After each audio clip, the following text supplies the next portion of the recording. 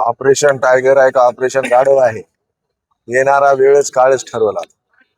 जशा प्रकारची वल्गना, जशा प्रकारच्या या पैशाच्या जोरावर गोष्टी करतायत, सगळे मतदार विकत घेण्याचा प्रयत्न करतायत. 17 ठिकाणी निवडणूक लागली होती, कित्येक ठिकाणी बिनविरोध झाली, कित्येक ठिकाणी वापस घेण्यासाठी लोकांवर दबाव टाकण्यात, ही खऱ्या अर्थानं लोकतंत्राची हत्या आहे. पण परभणीकरांनी दाखवून दिलेल्या निवडणूक काय असते, म्हणून खऱ्या अर्थानं चोरस ही परभणीतच आहे. परभणीमध्ये लोकतंत्र वाचवण्याचं काम या सगळ्यांनी लोकांनी केल्याबद्दल त्यांची सुद्धा मी आभार व्यक्त करतो.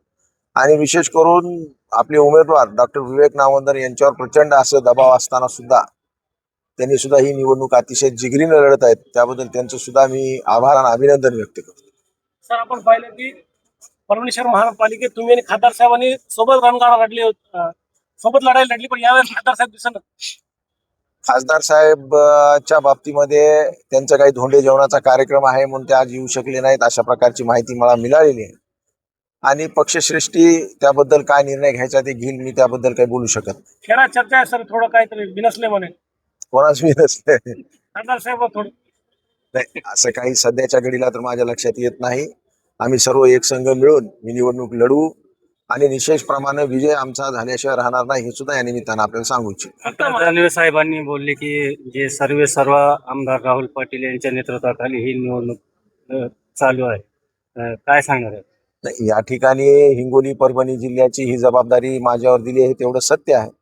तेवढी दोन्ही जिल्ह्यामध्ये जे काही नगरसेवक असतील, जे काही जिल्हा परिषद सदस्य असतील, जे काही मतदार असतील, त्यांना एक संघ करून मतदार कमी असल्यामुळे आमच्याकडं विशेष लक्ष देऊन ही निवडणूक आपण कशी जिंकता येईल याची रणनीती करण्यासाठी मला थोडं पुढाकार घेण्यास सांगितलं आलेलं आहे. या निवडणुकीमध्ये लक्ष्मी अस्त्राचा वापर होऊ शकतो, काय वाटतं? खऱ्या अर्थानं विचाराविरुद्ध लक्ष्मी अस्त्र असा हे आजची लढाई आहे.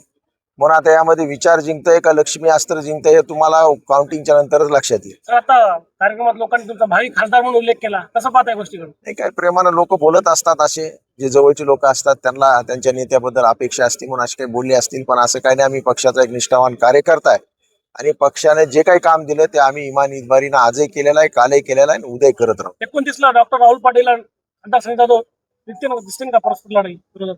नाही, अशा प्रकारचे काही तुम्हाला दिसणार नाही. जे काय होईल ते 2029ला होईल. आताच त्याबद्दल मी काय वाच्यता करणार नाही. महाविकास आघाडीच्या नेत्यांनीच आता तुम्हाला उपमा दिली की भावी खासदार. नाही, हे कसं आहे, स्टेजवर बोलत असताना कोणी उत्स्फूर्तपणे काही बोलू शकतं, पण सन्माननीय खासदार साहेब आमच्या पक्षाचे नेते आहेत आणि खऱ्या अर्थानं त्यांच्या नेतृत्वाखालीच ही सगळी निवडणूक लढते, हे सुद्धा तेवढंच सत्य आहे.